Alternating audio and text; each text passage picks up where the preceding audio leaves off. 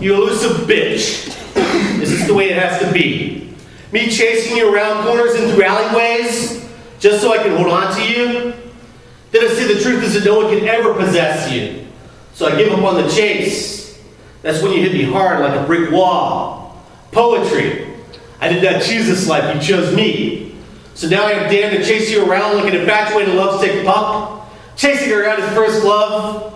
And everyone knows this story. He never quite gets her, does he? He never gets it happily ever after, does he, poetry? There are times that I can hold you. I can feel you around me like a blanket, sometimes days, even weeks at a time. You feed me just enough to keep me from starving, and then you're off again, never to return until I'm anorexic. Poetry. This is serious. My girlfriend's jealous of you. She won't come out and say it, but I can see it in her eyes. How did you enslave me? You're so intoxicating. It's time you just stop the games. Just lay down, let me fuck you forever, or turn around and walk away. Poetry. This is serious. My father called me the other night. He says this is not work, this is a labor of love. He can't see this gone far beyond that now. Why is it when you take me places, they're always shitty? Why can't we go somewhere nice for a change? But no. You drag me across the bottom of the earth, and what do I see? Scum. What am I supposed to see? Poetry. This is serious. I feel the other poets don't understand me anymore. Don't they know you like I do? Don't they know you at all? Perhaps you just take them on different adventures. Poetry. You elusive bitch. We need to talk. This whole relationship's not working out. It's all for you and none for me. You're not even the one that has to get pregnant. I give her through words that fucking hurt sometimes. I raise little more families as poems and guide them in the right direction like a patient mother. And where were you, poetry? I'm a single-pointed parent. Poetry. We need to talk.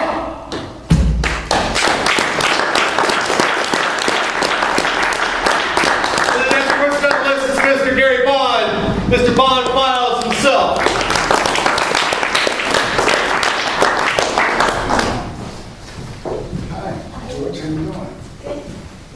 Okay,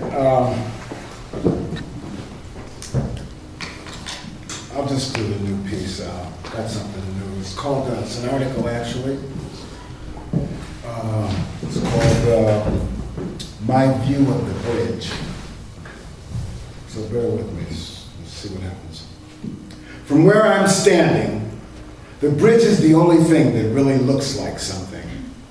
The surrounding buildings and warehouses are mostly run down and empty, and from down here, my skyline consists of some large pieces of cut concrete, big boulders, huge rocks ripped from something else, somewhere else, and a pile of pebbles, perhaps a story and a half high, being moved about all the time. The space between me and the bridge is mostly river, and like everything else, it has seen better times. Still, it remains a valuable source for food, and more importantly, it makes the landscape tolerable. I want to tell you what it's like being homeless, but it's such a radical departure from anything you've known. I don't know that it's possible for me to make you know it, make your senses accept it. I am not sure that even the missionaries know what it's like. Oh, they know that it's awful, but what could they know beyond that? So, I will be your guide.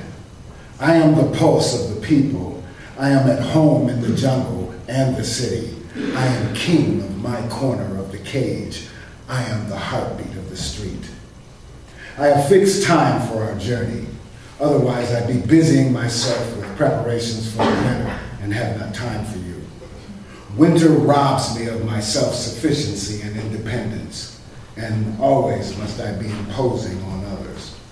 All the while you're running around readying yourselves for Thanksgiving and Christmas, I am in a life or death struggle for what's left of my humanity, what is left of myself.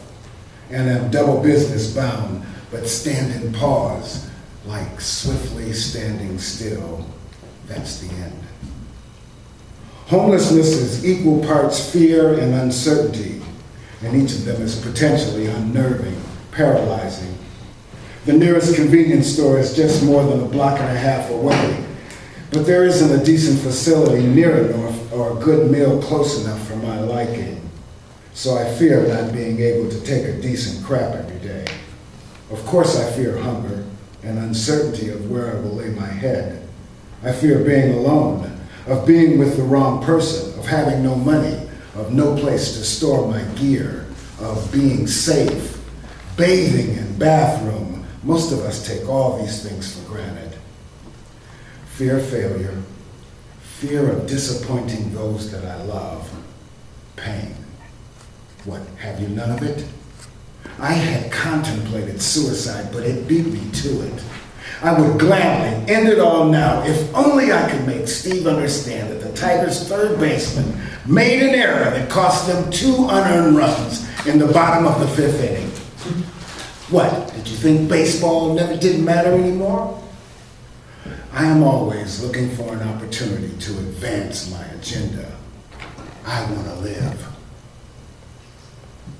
I want to know the way out. Now, while it is trendy to identify with the homeless, helping the helpless, homeless, homelessness is fear and uncertainty in equal parts. That is how I see it. That is my point of view.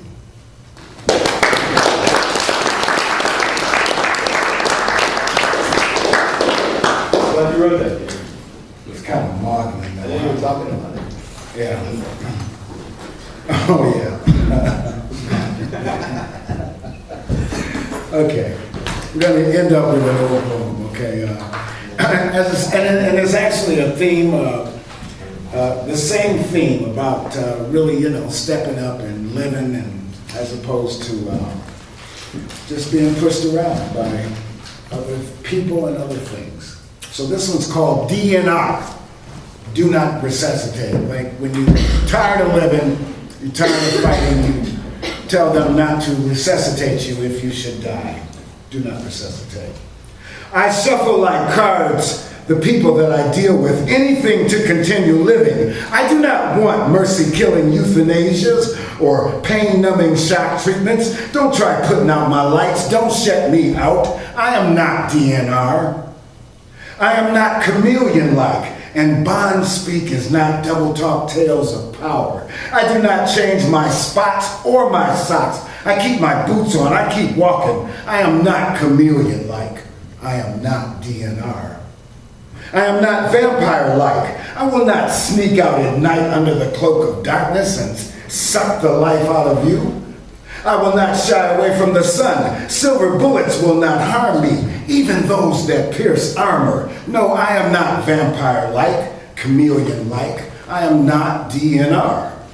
I am not terrorist-like. I do not dine on suffering and chaos. I'm no bone collector, no soul survivor living in anonymity. No, I am not terrorist-like, vampire-like, chameleon-like. I am not DNR. I am not hate-monger-like. I do not know area, KKK, or black separatists. I do not know suicide, fratricide, homicide, or genocide. I'm no player-hater. I don't hate, not even waiting. No, I am not hate-monger-like, terrorist-like, vampire-like, or chameleon-like. I am not DNR.